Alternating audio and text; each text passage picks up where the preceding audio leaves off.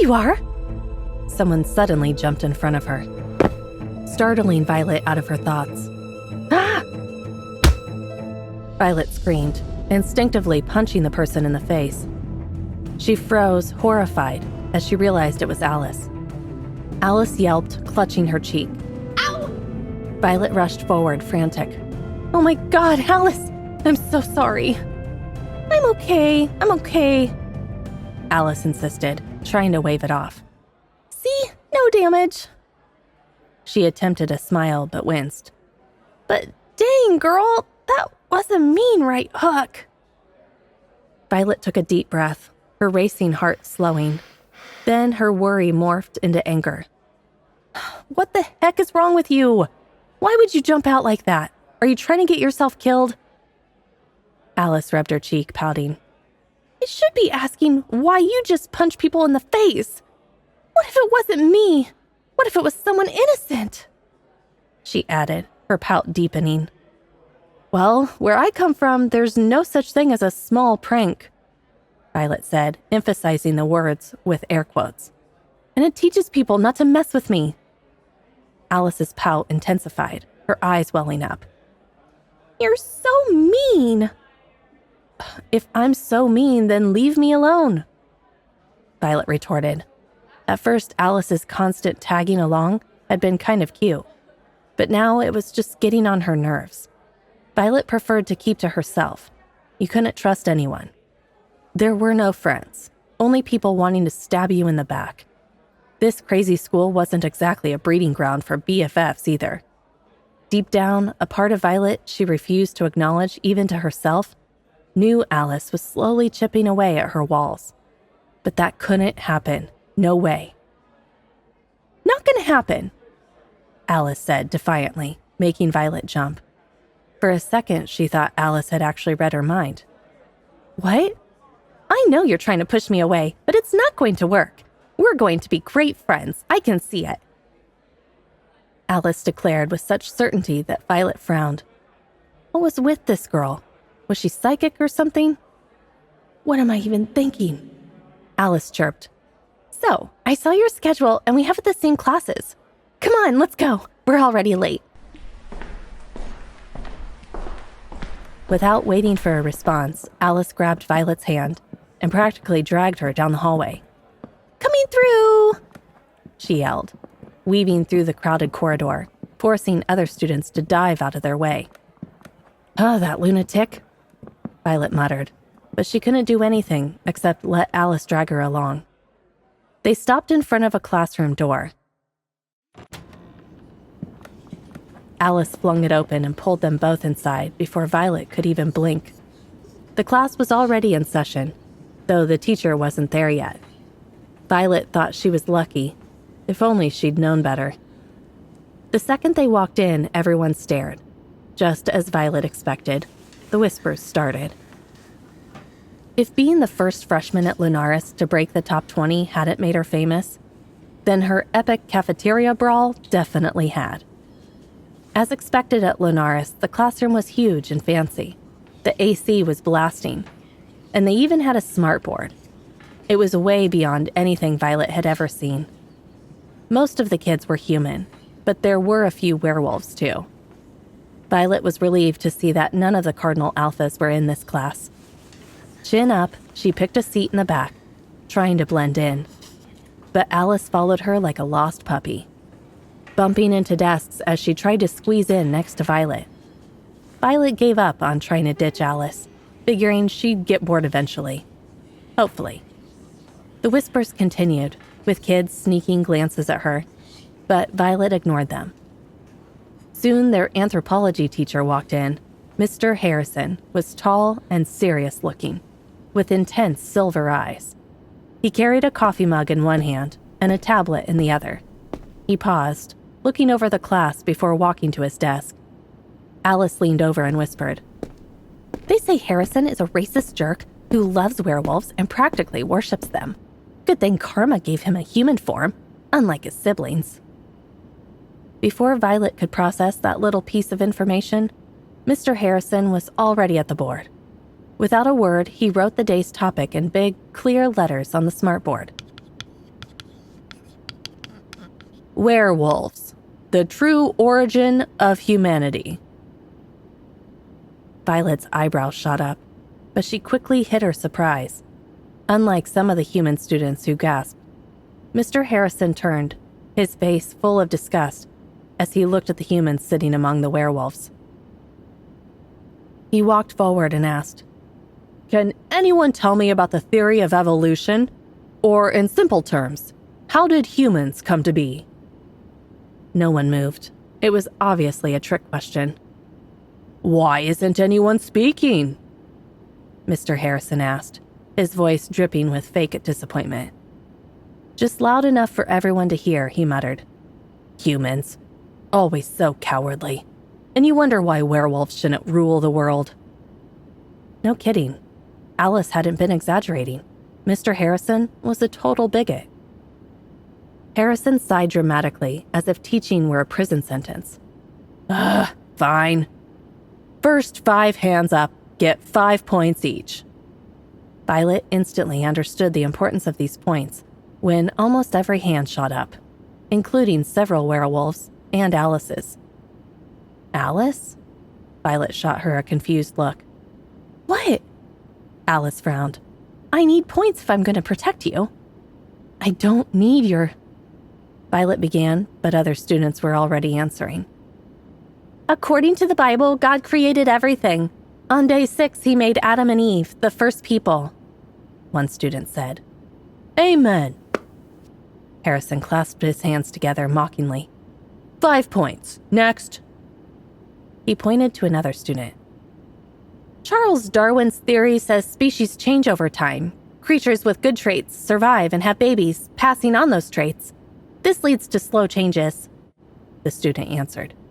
"Excellent. 5 points. Next."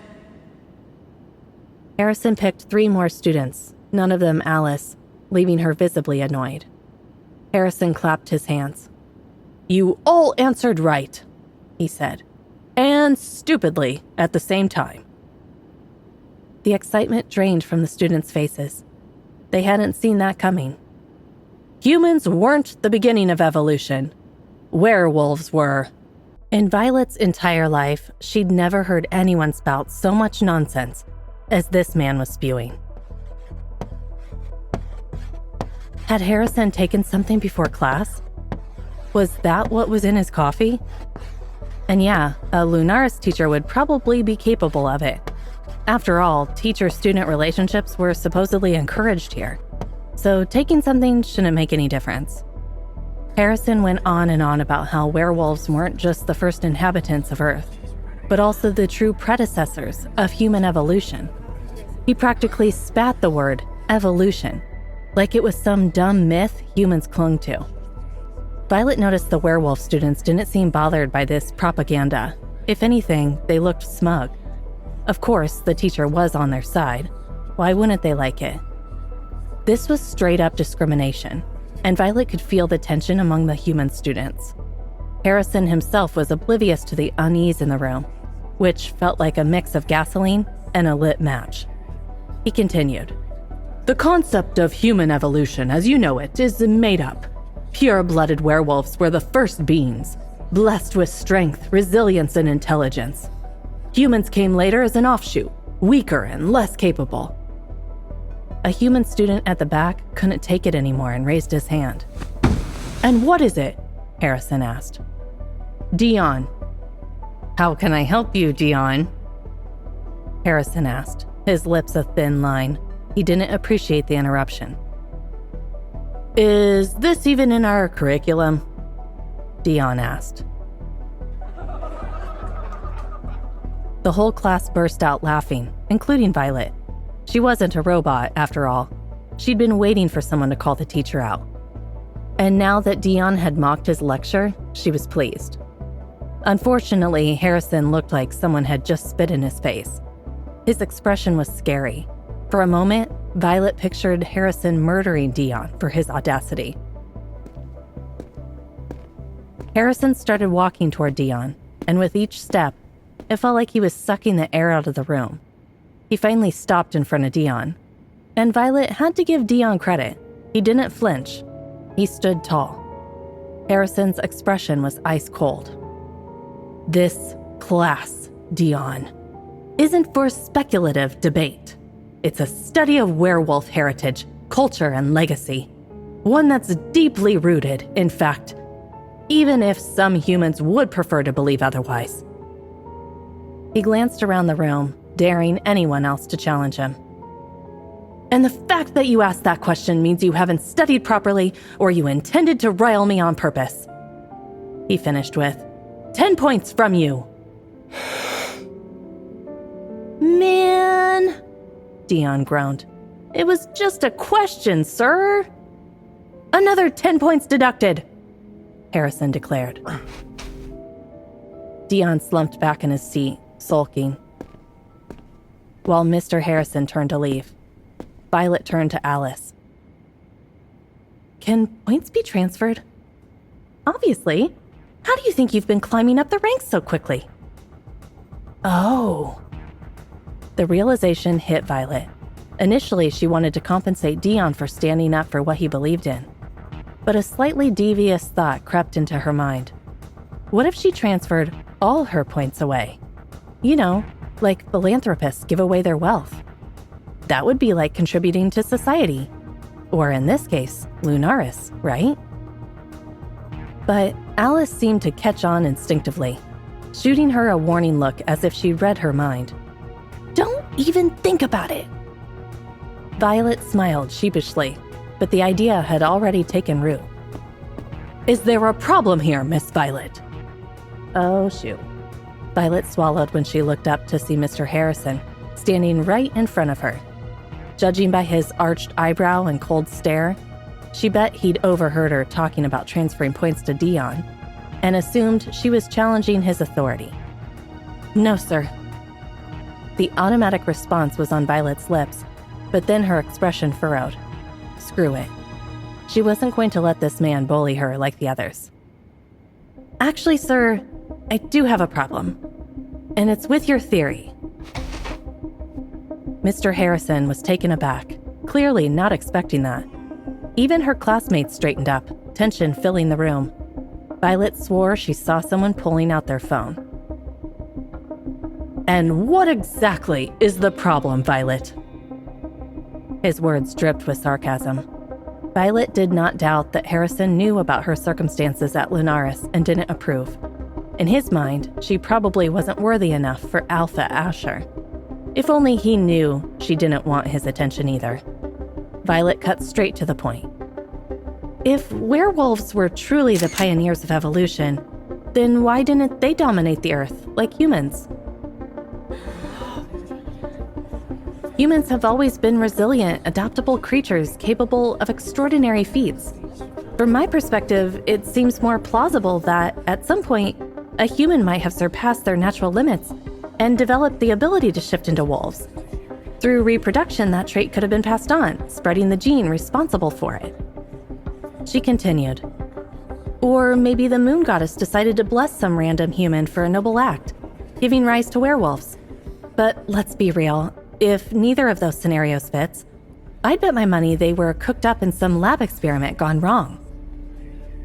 Her words hung in the air, bold and unapologetic. For a moment, the classroom was drenched in stunned silence. The tension was so thick, you could cut it with a knife. Then fury contorted Harrison's face, his features darkening with rage. As if that wasn't enough, snarls and snapping jaws sounded around her. Violet's stomach churned as she realized the noise was coming from her werewolf classmates. Violet gulped, her bravado fading fast. In a rush to challenge Mr. Harrison's story, she'd accidentally ticked off not just him, but like a whole race of werewolves.